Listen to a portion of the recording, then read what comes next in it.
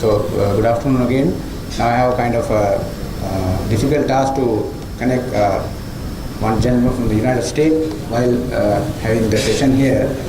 I had some original plans, but it's not working. So what we can do is we start the session from the physical panel, and then I'll try to connect my colleague from the Seattle. So we have a very distinguished panel here representing the university system and the private sector international community. So welcome you all. Maybe I will start with Mr. Hideo from JICA, UI consultant. So I want to actually ask you about what's happening in Japan, particularly the industrial development. We know about Japan as a miracle of manufacturing. So what has happened, how we have done it, or what's happening as now? Yeah, Mike.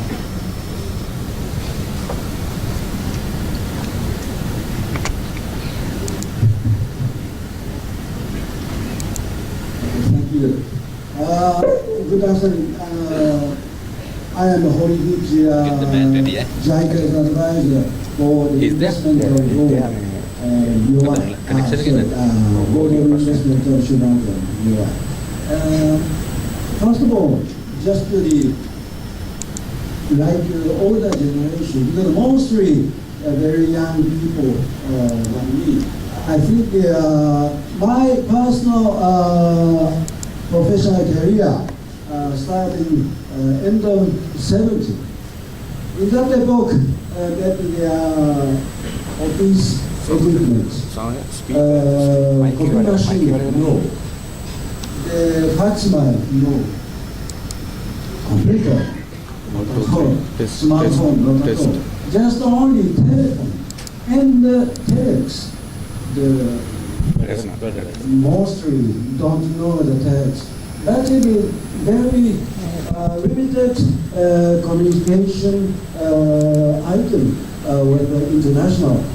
But the mid-90s, dramatically changed the computer and the internet and now smartphone. But my generation, first of all, I don't know, deeply understand the industry 4. I just insisted in just the industry 3, computerization end of the 90s. But in the Japanese company, traditionally, as you may know, in 1917, 100 years ago, Matsushita, small company established in Osaka, now Panasonic. In 1946, Tochu Sokogyo, now Sony. Just the small company in Tokyo, and the Honda also. These companies focused on low cost and high quality issue. That is our one of the productivity. And also, my experience in Europe in early 90s, just the unification or the single market of the European community. In that time, the Japanese business community also very, very interesting in like the huge market. Now, just the 500 million market in Europe. Because the Japanese business community, European Union single market, and the harmonization of the standardization. So it is one production line, mass production in Europe. That is the motivation of the investment in Europe. That the one production line, mass production. That is also Japanese productivity in 1990. But as you may know, today many people mentioned shifting from the mass production to customized. So anyway, the Japanese company may be a little bit delayed as like the industry 4. I think since 2011, Germany strongly just created new strategy like the Industry 4. But in Germany also, like Japan, I think they are furthermore insisting in the domestic market, so-called made in Germany. Made in Germany. That is a manufacturer company, a country. I think they furthermore insisting just in domestic markets. I think Japan also domestic markets. So the Japanese consumer very insisted in, or they strongly requested to producer side. So the manufacturer furthermore consider seriously Japanese taste, Japanese consumer taste, etc. So after the competition among our Japanese domestic market, Japanese company can easily to penetrate to the international market. But now, we Japanese very seriously problem as like the lack of the international consumer request.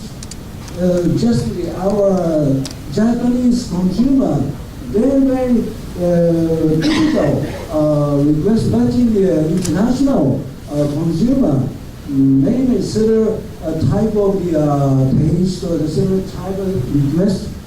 So Japanese companies cannot respond that requesting of the international scene. So anyway, the Japanese government on May this year launched a new strategy toward 2030. 2030 in the future. Perhaps I'm not here, but Can you hear me? for young generation, for Japanese generation, as like the 5.0 society, like the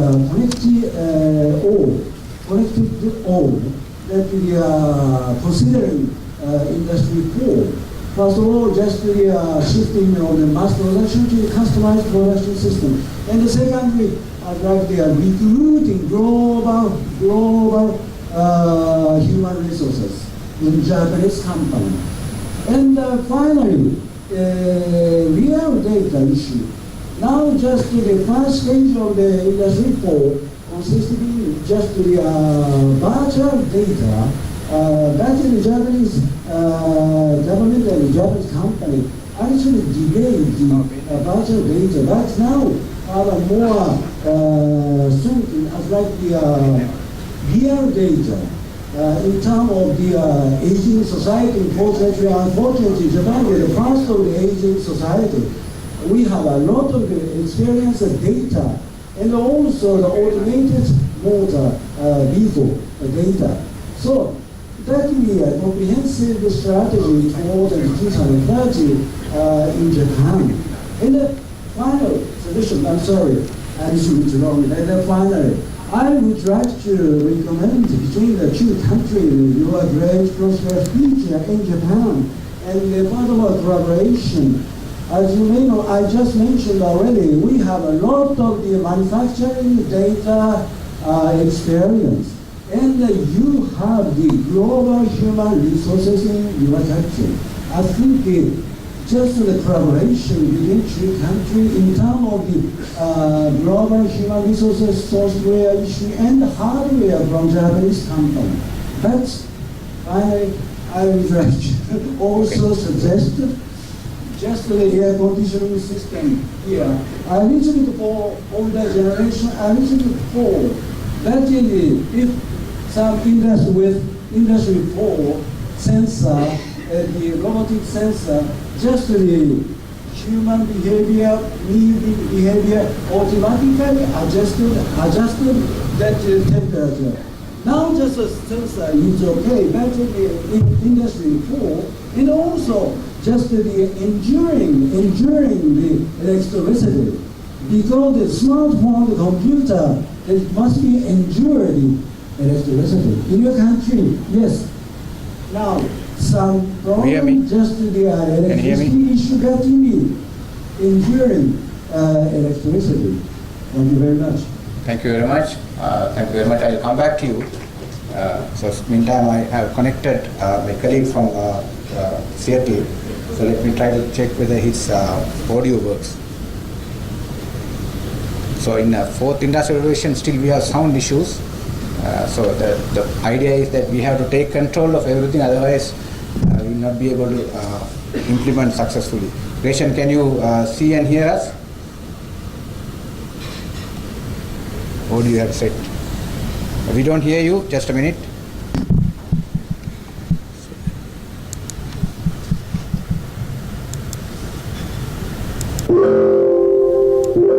You're making any? I'm making some. Why going now? Input to customer. Can you speak English? Yeah. Yeah, hello. Because Can you hear me now? Yeah. So we have some little issue with the audio. Sikla පිළිතියෙන සවුල. සවුල් එකේ නෝ. Hello? Yeah, we hear you. We want to get you to the sound system. දැන්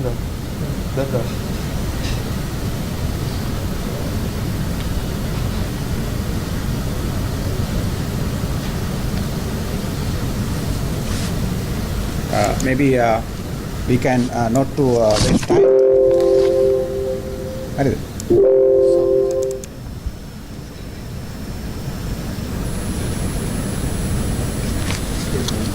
I have a mini speaker with me to the laptop.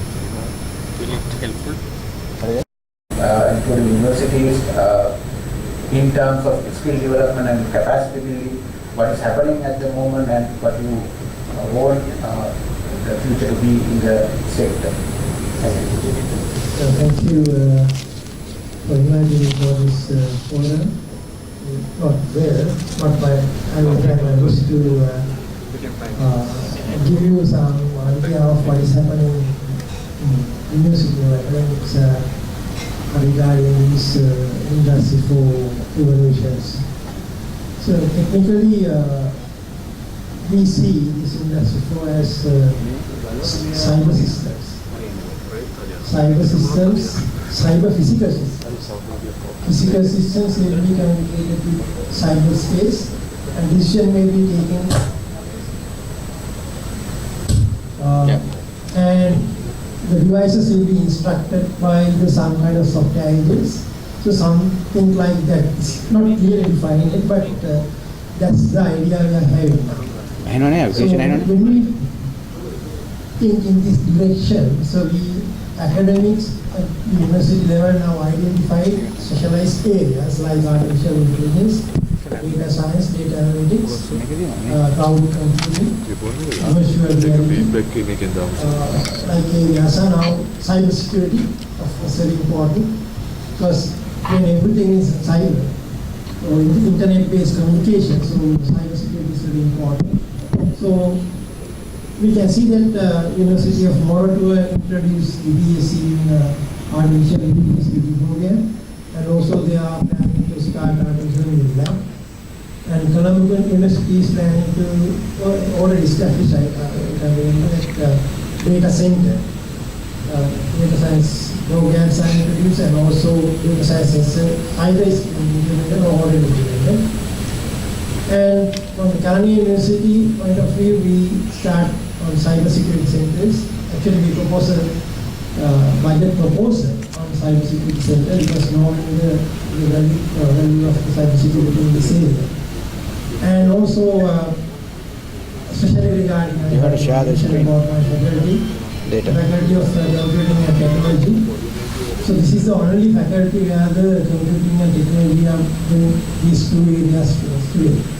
So now, what we are trying to do is to develop the engineering technology in one arm and the computing in one arm, and then collaborate with these two and produce the young graduates having both areas. But as the panelists explained, technology is not the problem. Now we need more other skills among the graduates than technology. Technology is available to everybody. So when it comes to this technology, we identify two areas. One is the core technology area and also areas that are rapidly changing. So the academics planning to deliver this core area first, and then we have a strategy to change the dynamically these rapidly changing areas. So these are the things we have to now think of. So when it comes to that kind of challenging areas, like how to change quickly these rapidly changing areas in our curriculum. Curriculum development, as academics knows, that it takes about 1 or 2 years time to be in place. Initial idea, then we have to go through the curriculum development stages, Senate approval, Council approval, then the UGC Standing Committee approval, Commission approval, and then the multiple requirements, physical resources. If you can start the program within 2 years from the initial idea inception, it's really great achievement. So with that time, like, how can we respond to a changing industry? So we need some revolution in higher education systems to get this rapidly changing area as quickly as possible into the education system. So now mainly we have the teacher, all agree with that. Now in Sri Lanka we have teacher-oriented or lecture-oriented teaching pattern. So with this teaching pattern, can we respond to these dynamic areas? So now what we are now trying to do, actually our faculty started with a new teaching pedagogy called student-centered learning, and also now we are promoting blended learning also. So it's a trial actually. We took the challenge and implemented for 1 semester, and we got successful results now. Initially students are not happy with that kind of workload because students are trained to sit in a classroom and whether they like or not, just listen to the lecturer and go.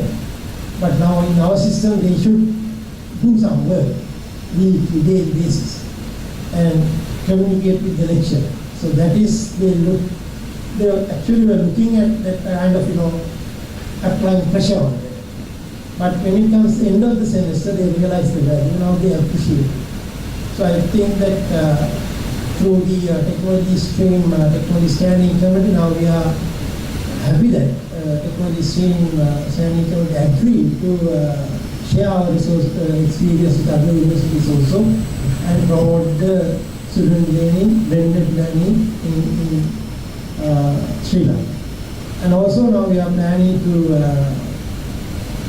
use more blended learning in entire education system, not only the university system but also the school levels also. The problem is this: when it comes to blended learning, it's not Moodle. Moodle is just a platform. So what we say now, when we say that we are using ICT in education, we usually have the platform like Moodle, upload all the PowerPoints, all the assignments like that, and we say we use ICT. That is not the thing. So we have to have a proper content development also. So blended teaching should link to curriculum design. Blended means you have the direct instruction, you have the student participation online. So that during the curriculum design, we have to decide which part we are going to deliver directly and which part we are trying to get them to the online basis. So this analysis should be done first, and then develop the content to go there. So these are the challenges. So therefore what we are planning now is to conduct an international workshop, actually locally, getting international experts in these areas in January, and try to educate our academics, university academics, university administration, and also the education systems, if you like, key people in education will be invited for these workshops and try to promote, especially the content development methodologies and how to develop content. When I discussed this issue with the Secretary, Minister of Education, he told me, and I told her, Gamini, I can get 100 smart classrooms one night, overnight, but I cannot get one content delivered. So this is the situation. So when we say smart class, say ICT education, we always look at smart classrooms and the software. So so as I said that, if we can apply that kind of blended approach, we will be able to respond to this demanding issues rapidly changing areas adapted to the education system. If not, lecturers should follow all these things first and learn things first, convert them to a lecture note and give them at the classroom. This is not going to work in these rapidly changing areas. So I think universities are now responding, but may not be enough. So with the industry participation like ICT state councils and other organizations, we are planning to improve, as you said, that the three-way connections, government, university and industry connections. So finally my conclusion is that universities are aware of this change and are taking a lot of actions to respond to these things, but may not be correct, may not be enough. So it's the industry to guide us. Okay. Thank you. Thank you very much for the elaborations. Okay, so our colleague is here. Greshan, can you speak please? So you are displayed in the screen now. Yes, good afternoon to you all in Colombo. Can you hear? I can hear. Yes, I can hear you well. Good But you afternoon. are okay. Good. So you can speak now. Yeah, good afternoon to you all in Colombo. Can you hear me now? This is old technology. Yeah, this is not Industry 4. It's like standard, I think 1.5 or something. Okay. I'm holding so my. Did you hear me? Not Did you yet. hear me or not? I hear you from the computer, but your sound signal is not picked up by the sound system. Loudly kata karenge. Can you speak a little bit louder? I mean shouting. දැන් වැඩ කරන්නේ නැහැ නේ. Mic එක වැඩ කරන්නේ. He's speaking. නෑ එයාගේ වැඩ කරන මේක කරගෙන. Greshan කතාන?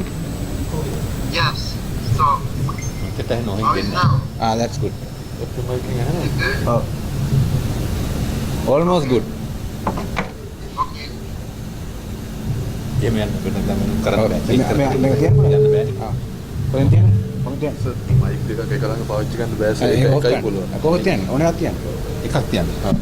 ඔක ඇහෙන්නේ නැහැ.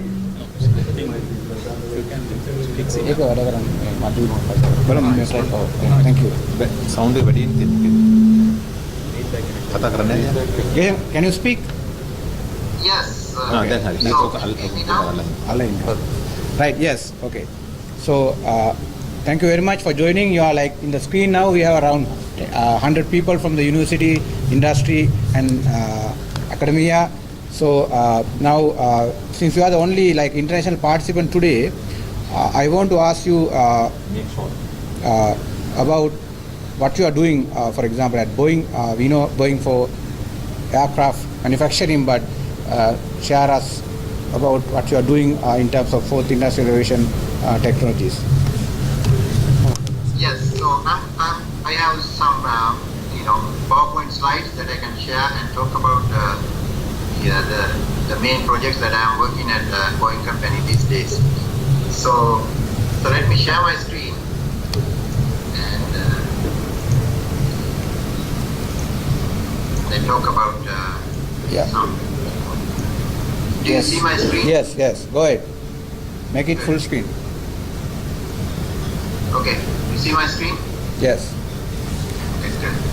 All right. So I'm going to mainly first let me briefly give like a self-introduction about myself. So I'm Greshan Fernando, and I'm talking to you from Seattle, Washington, in the United States. Actually, the current time here is around 11:10 in the night on Wednesday night. So I work Boeing company.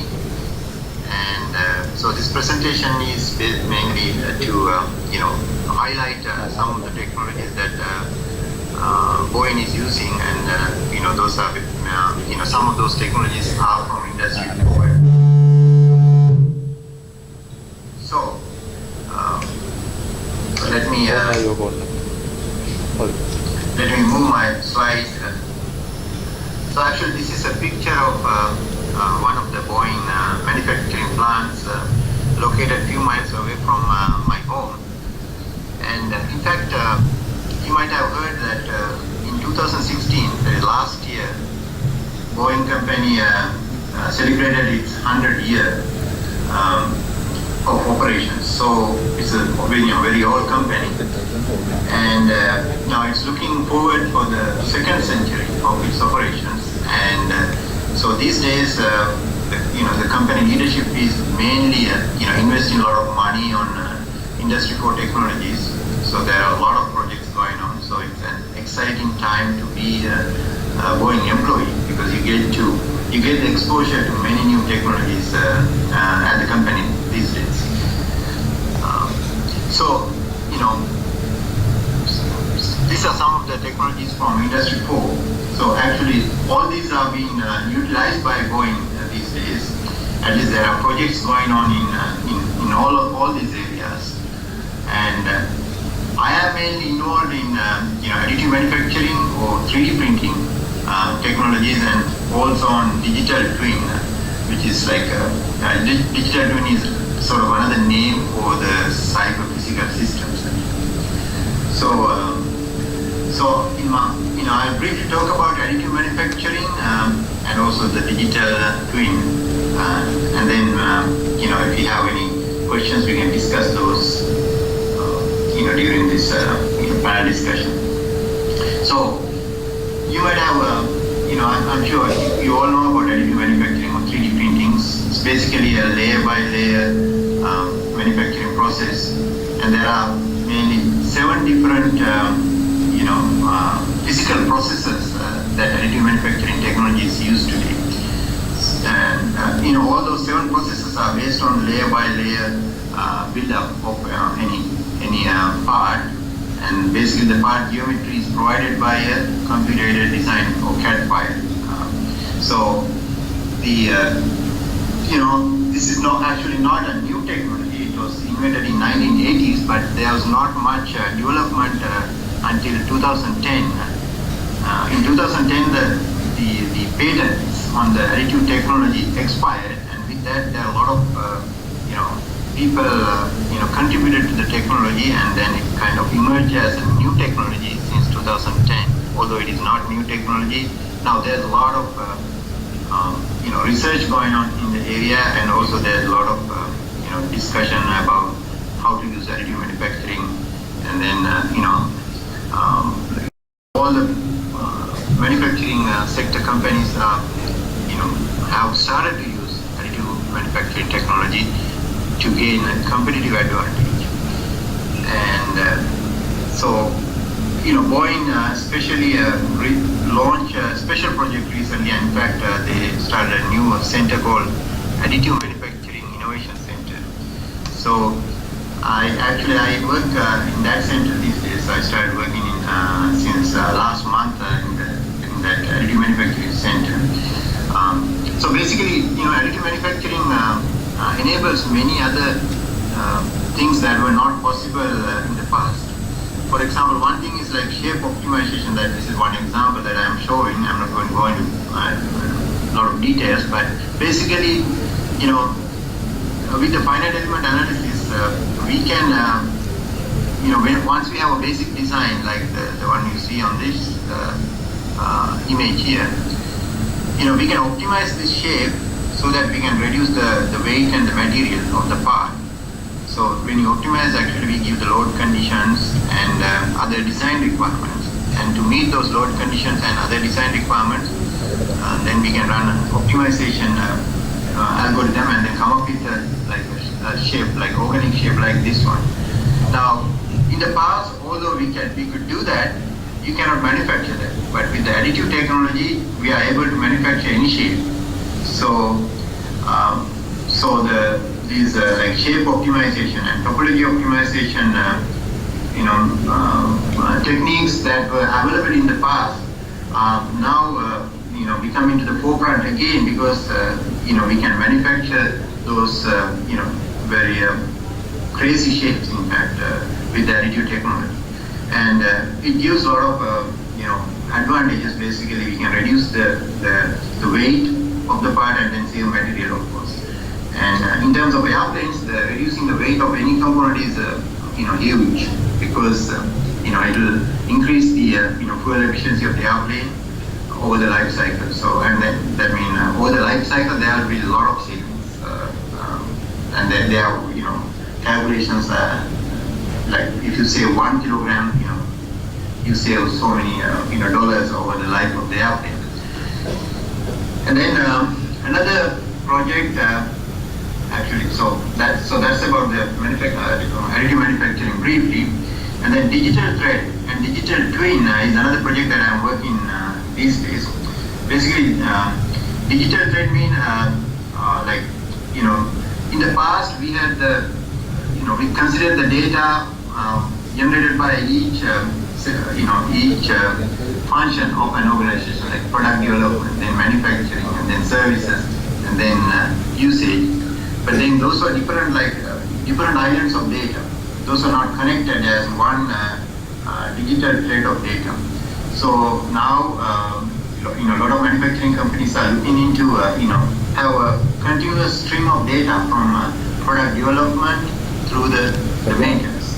So that's the digital thread, and along with that is the idea of digital twin, where you have the vehicle, or it's like a advanced flying vehicle, and with the physical vehicle we can have a digital twin where we can simulate everything that is performed by the physical vehicle, and using the physics and simulation techniques, and then from the real-time data that we can gain through the flight operations, or the real operating conditions of the vehicle, we can gain all that feedback through the Internet of Things technologies today. So with that we can maintain a digital twin of the physical model, and it gives a lot of advantages actually, because we can improve the performance of the product, and also over the life, when the vehicle is in operation, we can get real feedback, and then that can be used to improve the vehicle further, and there are many other benefits as well in that. Maintaining a digital twin is very important in the future for increasing the efficiency of any product. So when you say digital twin, it's not just a 3D model of that vehicle, it's all the data related to that vehicle, including performance parameters, and in fact including real-time performance parameters. And then another area that Boeing is mainly trying to use is, and also I'm also heavily involved in these days, is model-based systems engineering. And it's not a industry 4 technology, but it's basically the model-based systems engineering ties everything together in a single model. That means it's basically like a sort of a project management tool, very advanced project management tool, where you can manage like a model of the entire product or entire project or the service or whatever it could be. And it can be used in real life scenarios, even in political science, of course. So it's a very powerful methodology, and so there are like graphical languages that are available to do the modeling today. So with those we can model any project or any product before we build that, and then we can do the simulation, and then we can do the management of the product using those technologies. So those are some highlights of the technologies that we use at Boeing, and technologies that I have been involved with at Boeing. Now, of course, as you know, Boeing is a big company, and they have money to invest on the Industry 4 technologies. But Industry 4 technologies are not only for big corporations. Like when you think about 3D printing, the 3D printers are becoming cheaper and cheaper every day. So, and then even there are the kits that one can build by like do-it-yourself kits. So, and then it has gained it has become very popular among like hobbyists, for example. So the Industry 4 technologies are not going to be very capital incentive or labor incentive. So anybody in the world has the opportunity to gain the access and then utilize the Industry 4 technologies for their benefit. So to do that, actually we have to collaborate globally in a global scale. So Industry 4 already has a platform to do that. We have the internet and then IoT to do the global collaboration. And then also in the with the Industry 4 emergence, a lot of corporations are looking at the open source based developments, including Boeing. Unlike in the past, the companies are not going to keep everything inside as intellectual property, but they're going to open a lot of things so that they can get ideas from outside and then improve the product or services. And in fact, they that's how they innovate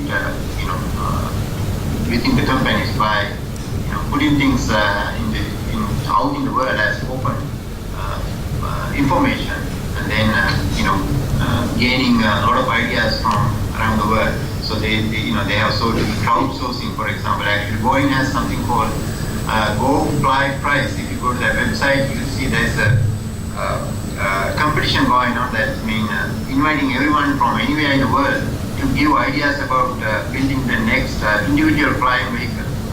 So basically, it's trying to gain basically tap into the brains of everyone in the world. So again, so my thought is like with the Industry 4, there are opportunities out there for everyone. It's just a matter of how we are going to tap into those. And one way is through collaborating at a global level, and then trying to use those technologies strategically to solve any problems that any community or any country may currently have. Of course, there are a lot of problems to solve in the world. So, if we gain a good understanding about the technologies, available technologies, and then start utilizing them early, especially we are at the early stage of Industry 4 technology. So if you start right now, then the benefits are going to be huge in the future. So that's basically my thought on that. So with that, I can hand over to Chaminda, and then if there are any questions, I would like to discuss those, and I'd like to have any comments that you may have on the topics that I covered as well. Yeah, Chaminda, back to you. Okay, thank you. Thank you, Greshan. So I'm sure, Greshan, you can unshare your screen and have your face seen. So I'm sure normally it's not possible to have every day a meeting with Boeing engineer who is actually is now after midnight their time. So I will kind of give my quota to you. So if you want to ask any question from Greshan directly about Boeing and our collaborations or anything, you are free. Audience questions.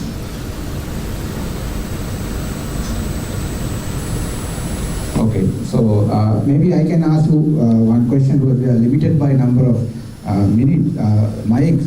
So for example, now as we know, of course Sri Lanka is in terms of technological developments and connection to aircraft manufacturer is a distance, but now as you already mentioned, there are some initiatives by Boeing in open development and also crowdsourcing.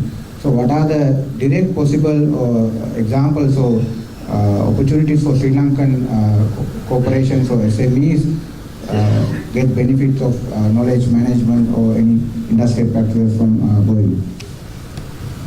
Yeah, so There are several actually. One I can think of is again in the additive manufacturing area, because I mentioned about that shape optimization earlier in my brief talk. So that's one area actually that they are not going to do all that in-house. In fact, the additive manufacturing they are going to basically outsource. They are not going to have all 3D printers inside Boeing. And also in the future they will have for the maintenance of the airplane there will be Boeing may be selling the designs, but then somebody can. Greshan, can you make your screen bigger, because we see my screen there.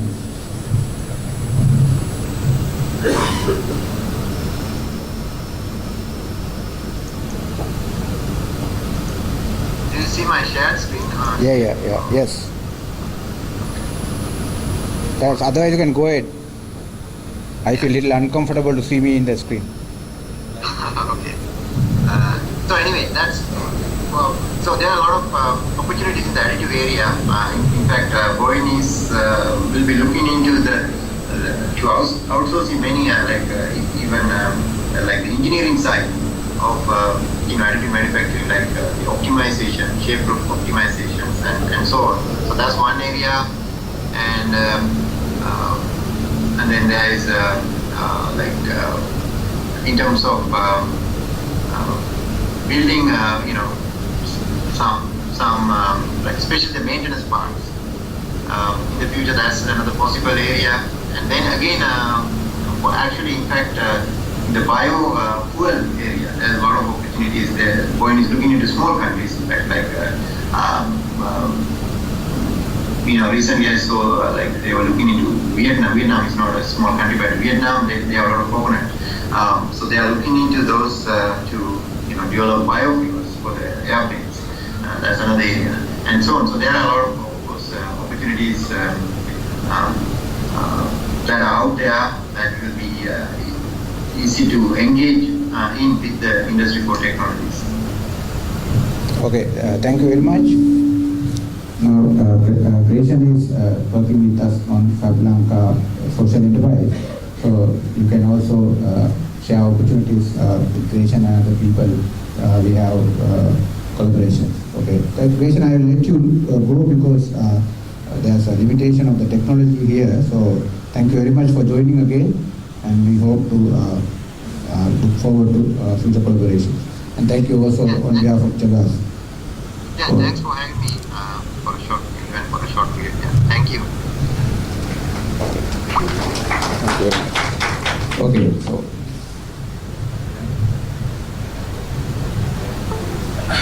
Okay, so back to, is it working now? Hello? Not working? Ooh.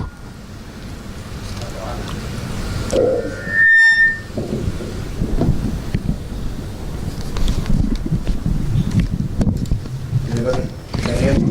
Okay. So welcome back to the physical panel discussion again. Now we already had two presentations from different segments of the industry and academia.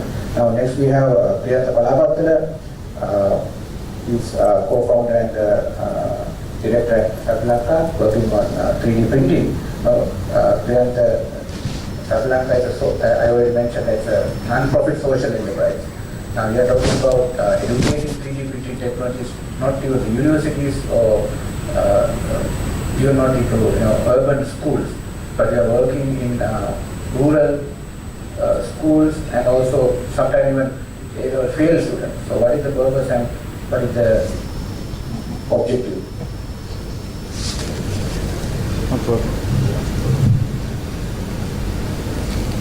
Please say.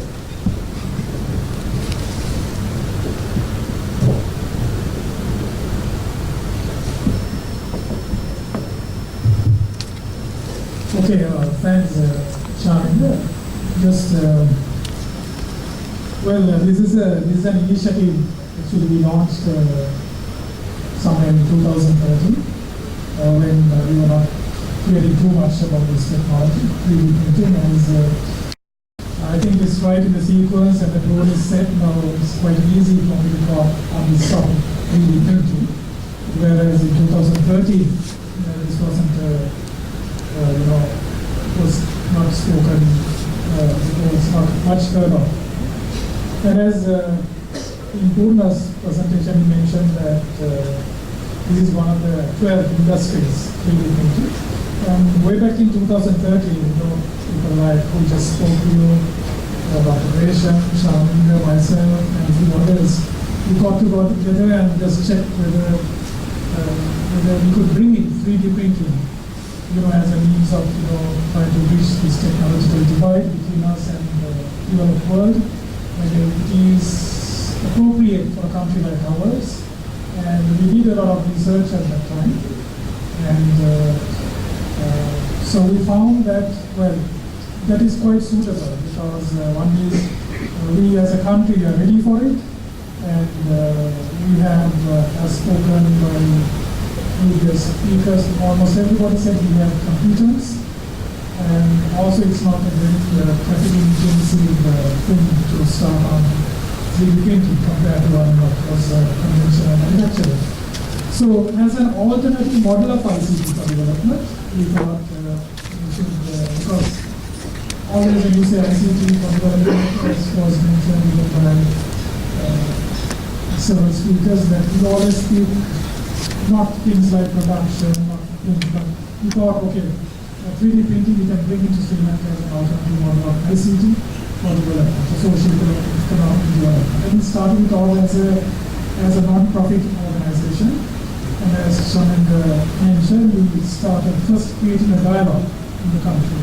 We went to rural areas, and whenever something new is brought, there is required, people are apathetic about it. So we wanted us to do the dialogue and make people aware of this technology and how the small and medium scale enterprises can benefit.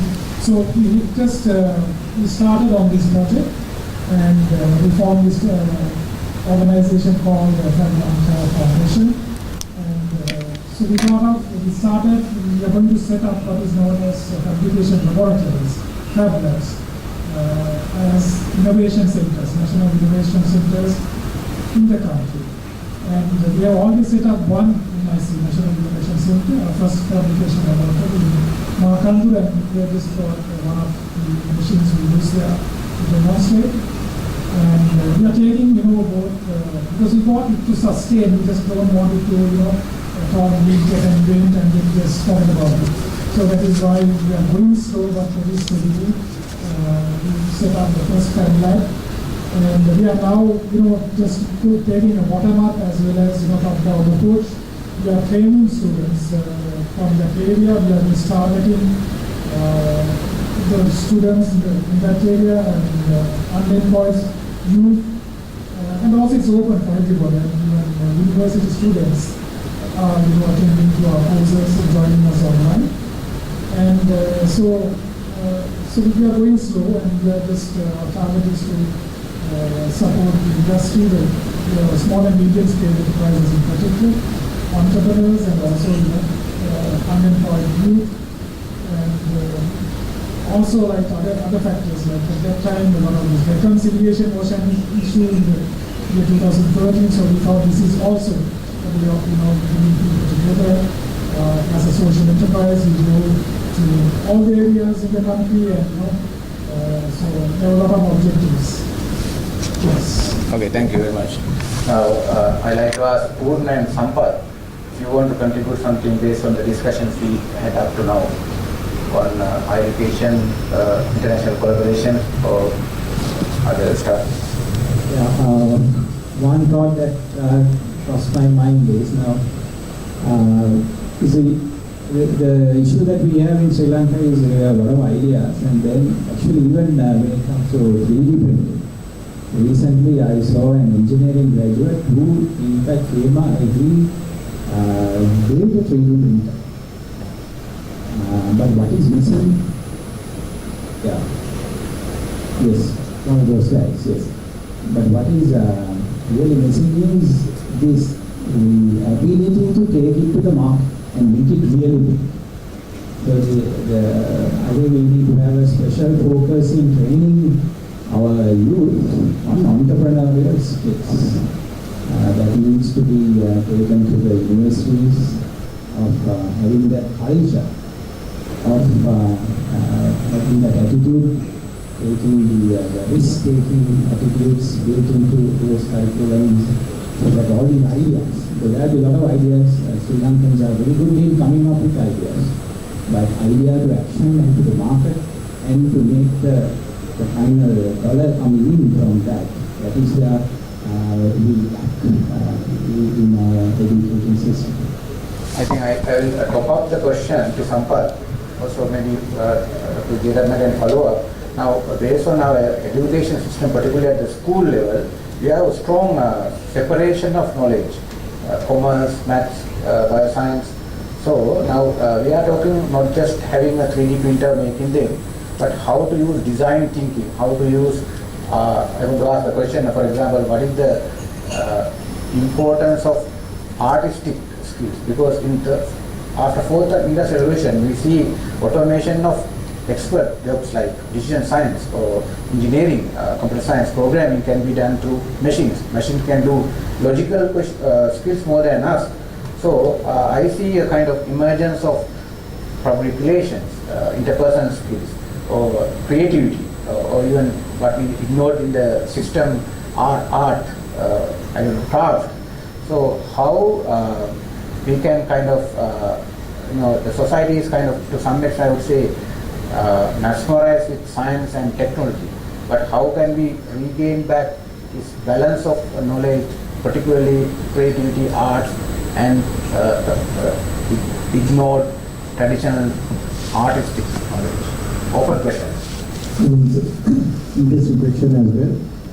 Now, challenges, I would say, during our university life, firstly itself, we have to teach certain things like design thinking, because most of your global companies are using Stanford University design thinking techniques. If we can train these university guys, first year level, how to use design thinking, and also how to identify social, economic, or industry level challenges. Just when we have challenges in one side, then if you know techniques or methods, how to find technological solution and motivate them during their university life. 3 years is a big period. So I was wondering during that time, we had only lectures during morning hours. For the afternoon session is free. We used to go and work for companies second half of the day. Okay? Like today, what you could do is either you connect the industry or maybe you can motivate these guys to come up with some innovative products within the industry system. And also second point is very critical, these artistic skills. It is not only technology. Now going forward with the 3D printing, the IoT, whatever technology available, a lot of basic stuff the machines can handle with machine learning capabilities. Then we should not worry about the competencies of people on those lines. But assume you build the character within university life for 3 year or 4 year period with multi-skills, because they understand the society, they get the aesthetic feeling, values, and plus the technology. That will give us like what is important for us, quality of life. If you look at what is most of Sri Lankans are talking about quality of life. Okay, now if you are to improve quality of life, it's important to combine some of these things, then they will come up with very innovative solutions. And these guys are creative, but you have to, from first year itself, you have to give these tools, techniques, methods to improve them or guide them what to do and how to do. Thank you very much. So now the job given to me by Mr. Gunaratna is not complete if you don't ask questions. So I need at least 1 or 2 questions from the audience. Yes, sir. Go ahead. Yeah. Speak a little bit louder. Yes, you can. Yeah. Thank you very much. Being a volunteer. This is Murshid from Southeast University. Well, as a matter of fact, I did have my heat towards the speakers of today, and many of the ones that had an effective efficacy towards the audience. Well, my point is that I would like to make my utterances out from my seminar title, Industrial Revolution Impact on Sri Lankan Business. Here we do find two different disciplines. The fourth industrial revolution is basically technology, and in the meantime, Sri Lankan business is on the other platform. What I do put on the same scale is that it's in fact the inter and multidisciplinarity is very much embedded into that. In view of the Sri Lankan education system, what I do feel as something lacking is that the inter and multidisciplinary concept is kind of negativistic. I was able to find out the point that were put forth by our speakers as well, and our University of California was saying that knowing the technology is not quite enough. The learners want to know quite more than the technology. I would phrase that technology management. Besides knowing much about the technology, the students rather should be able to handle the technology to very good level as well. So that's very much accidental and across the globe as well. If I pick out some of the examples of the United States, there is a University of Colorado Boulder. There is a PhD program, ITP, Interdisciplinary Telecommunication Program, which is in PhD, Doctor of Philosophy. They are offering that particular doctoral degree for that interdisciplinary telecommunication program. It's quite hot in Sri Lankan context. Even, well, as a matter of fact, there are postgraduate qualifications, postgraduate disciplines of learning in construction for civil engineering, whereas when you do look at fields like electronics, telecommunications, whose postdoctoral qualifications are not in the sense, the likelihood of being very much inclined towards managerial aspect is minus, I would say. On contrary, in the global world, in the global arena, global context, we can find many qualifications related to telecommunication still being learned in the domain of managerial point. Even MIT, the Ministry of Technology, is covering the university system of the whole international arena. Even in that, they do have master's program majoring in management, while minoring either electronics, electrical, mechanical, and as such, vice versa. Vice versa in the sense, the student, the candidate, upon their matriculation, they can either go towards specialization in management or their first discipline, which is electrical electronics. As such, they do have combined learning. Those nature programs in atomicity ought to be taken up in our education system as well. By that, we can go ahead up in the international and universal system. And moreover, I do want to say about this as well. And some seconds back, one speaker did mention that about aesthetic aspect. The aesthetic is also quite as such. It's not just the technology. The what invented or created this world as one universal set. All those knowledge subjects are only subjects. We have made the division. The division is in reality there is no divisions among the subjects. We can relate from one field to the other. Which is why now the inter and multidisciplinary research are very much pivotal and taking the high role of here. So it has gone to the titanism and Everest level. We do have to make use of that. We must do incorporate in our education system as well. Then only we can come up with a very innovative idea as well as novel winning level research to the best of the existence as well as for the technology point. So I do speak out for that. Thank you very much. Since we already have UTC Vice Chairman, maybe you can give some comments on that. In fact, I am very happy to hear word from the university, peripheral university. I am not downgrading a peripheral university, but it is located there. We have to help them a lot to build up their engineering faculty recently. There was student education and all that because lacking resources and lacking staff. We had taken additional measures. But the nice thing is that to the audience is that now it is high time for Sri Lanka to, this compartmentalized education is no more valid. So that is even the A level. I argued about 5 years ago that we have to stop this compartmentalized education. More to the developed countries, they don't have this compartmentalized. In high school, there is a single stream but electives. Like if you take Japan, if you take the USA, if you take maybe Soviet Russia, all They don't have this compartmentalized education. Commerce, science, agriculture, all this compartmentalized education. They all study at least one science subject. They all study mathematics. They all study something artistic subject. That combination is very much important. But in our society, if we try to do that, first opposition will come from our tuition master. That even tuition masters will fund our politicians. Politicians will try to take it as a different matter. So that we have challenges, we have to understand the society. But in most of the countries, these changes are taking place. In fact, at the UGC, now we quite rightly we think of like producing, how to produce multi-skill people. Because computer science or this data science is not the property of a science faculty or engineering faculty. We try to introduce in the next generation of changes those subjects to even humanities and social sciences at the UGC level. That the good idea that the young colleague came up with, that I asked him to propose some combined courses, engineering, science and management together to the UGC. We will quite likely take it up very positively. Thank you very much. Yeah, just a minute. Do you want to do very quick? Yes, thank you very much. Now, we have to take the initiatives. University system, if we can't do this thing, no one can do it.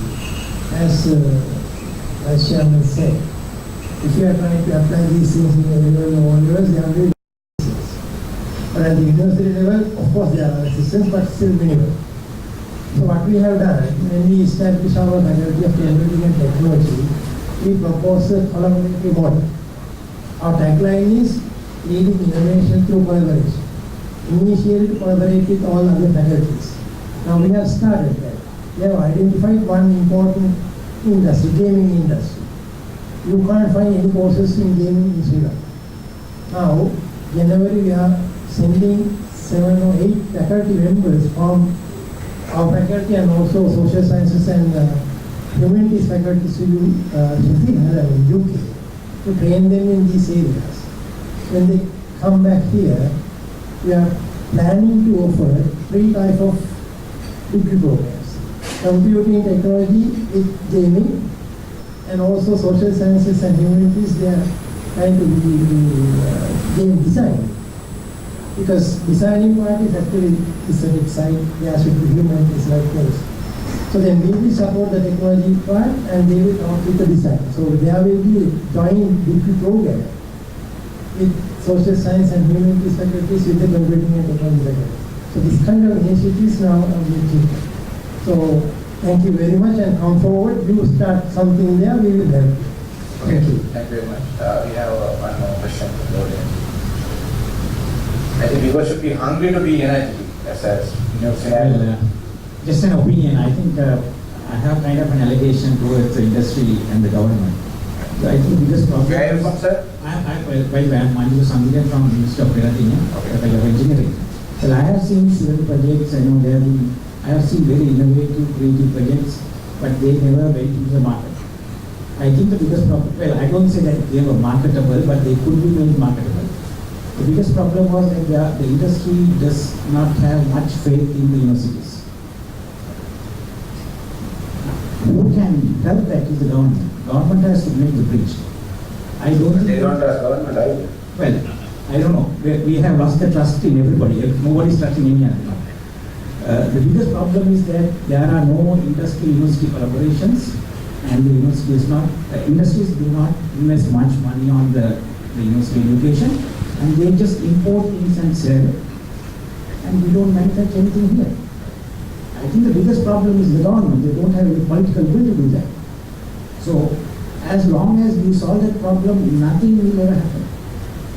So that is where the problem is, in my opinion. Thank you very much for a very good contribution. As a part of the scope of this seminar, we actually limited this towards industry and university. But of course, as you said, main driving factor and main driving force will be government. Now, the examples I gave you, the governments, the Chancellor or Japanese Prime Minister, they involve in terms of awareness and policy making. So thank you very much for your contribution. Now, one more question, maybe we can also at least ask comments or question. maybe from Mr. Horiguchi. Now, what we have seen, even though we talk about different collaborations, our education system, I would say, structured individual learning. We are very good in passing exams and I don't know, any other acute tests. Because still we look at exam-based, focused individual learning. However, for Industry 4.0 era, we need group learning. We need problem solving together, brainstorming, and such kind of practices. So as I know, Japan is known for collaborative learning, teamwork, long level political circles and stuff like that. Not only in the academia, but also in the ground level, in your factories. So what are your kind of contribution messages, Sri Lankan academics particularly, about how to improve group learning beyond individual learning?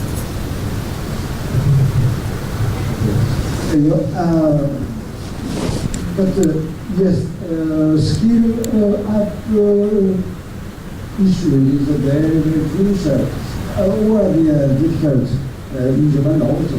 But you just mentioned our group, yes, skill.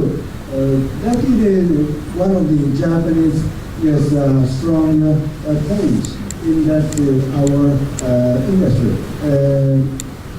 But actually, recently our system a little bit changed.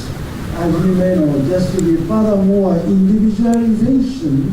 If we need strongly some engineer, just very easy to include. I just mentioned the global human resources. But before that, we are just some internal trading system, each Japanese company. The academia is just only academia 4 years, mathematics and engineering. But after that, some, for example, Toyota and another automotive maker just themselves offer internal training system.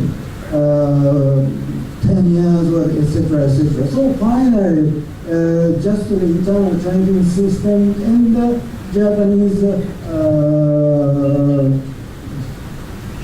just the internal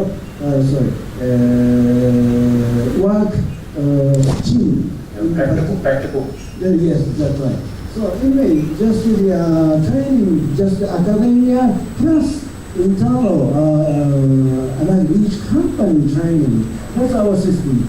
And also, I would like to say a small word, the combination between your country and Japan.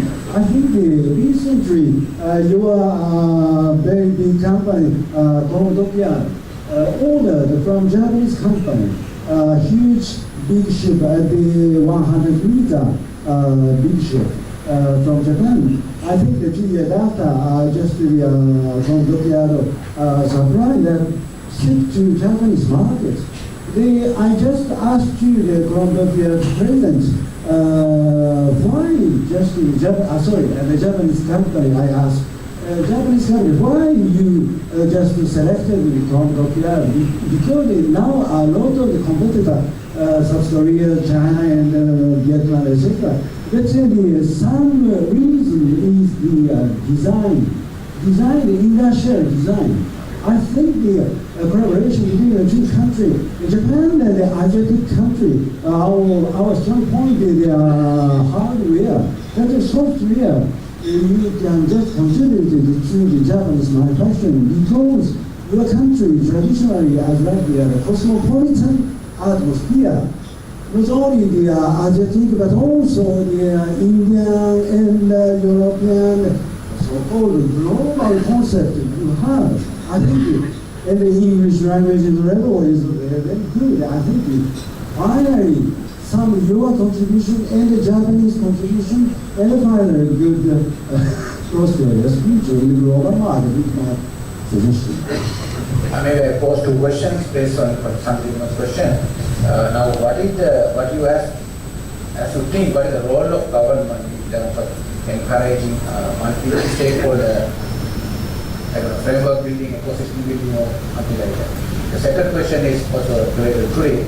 I kind of highlighted in my presentation, which was not kind of pick up later.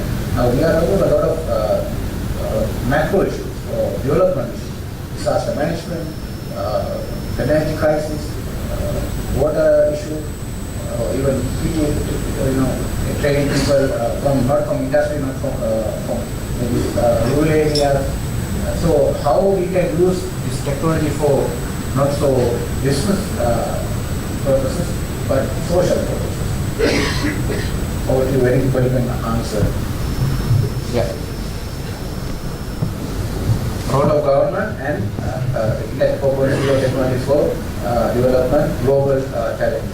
Yeah, I think government can facilitate so much of different things. I'll give you one example. Now, this is a social issue in Sri Lanka. Now, during harvesting, our farmers are struggling to sell their harvest. We all know that. If you watch TV, newspapers, people are like, with lorries, tractors, land masters, loaded with the stocks, they cannot sell. Now, we have a simple solution. We discuss so much of different crowdsourcing concepts. Assume you open up, you come up with a platform, maybe government, industry, farmer related environment, you build an ecosystem where you allow people to buy that harvest. Simple example, assume I might consume, let's say, 100 kilos per year in different varieties. Today's price, you can allow people to buy that price. Government will get enough funds. Now, what we see in TV, government might say, no, we have allocated enough funds and people will buy. And these people are wasting their time for a week or two, they still go to Mudarali and sell that. Because government may not have that strength to buy the whole crop. And you create an environment where people will contribute. I want to buy at a better price. I will pay today's price and purchase my 100 kilos. I can utilize, you can use mobile phone, smartphone like related application where I can claim my rice throughout the year, maybe from Satosa, Cargill, Steel, so whatever the outlets. You create that ecosystem. And who is benefiting? People are benefiting, you get the rice for a better rate. Farmer is benefiting because as soon as when the crop is ready, there's funds to purchase that. Only thing is government should facilitate the storage and the distribution. Likewise, there are so much of things we can do if we get together and discuss. First of all, you have to understand what are the problems. Otherwise, every year, if you look at trace back last 10 years, we discuss the same thing every year, but no solution. After a month or two, nobody talks about that. I think there are ways to solve some of these issues if we get together and do something. Anybody else? Who is working with the government for any? Yeah, I think for anything to happen, there needs to be alignment. That's what. So the government first has to align the vision, strategy, policy, and the actual individual projects or activities. So what happens now? If you take any area, to get something going, there are about 14, 15 parties to get together and take ages for something to get done. What we need to have is have a scenario where we can move things really fast. One thing what we see is we don't even have a digital policy for the nation. So we need to start working on digital policy and work on aligning various different entities so that we all can work with identified, defined set of goals under one umbrella. Thank you very much. We can take the last comment or Can I ask this? get the question and get comment. So any question from the audience for the last question and comment? And the first Industrial Revolution 4.0 conference, so you make your mark. It's the last opportunity. Anybody? Okay, I said speed matters, not the size. So, what to do?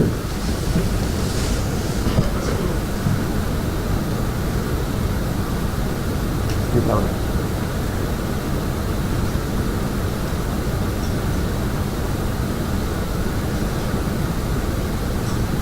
Yeah, just to add on to what comments on that said. What is lacking rather than repeating everything they said, collaboration. And also, a lot of various bodies are formed, but finally, they don't proceed beyond a certain level. So, they are just like, teeth fighters. These individual bodies need to be empowered for them to, take decisions and, otherwise it just once the piece is gone and everything is over. I think this probably is again another forum where we could, start collaborating, aligning as four dimension along all these. Thank you. Dr. Jia, the last comments? Yes, I think this kind of collaborative works are going on actually. As Kevin said, that it's not formally aligned. That's the need, I think. The UPC also has a role to play, and higher education also has a role to play in this area. But things is actually we are now in that direction working now.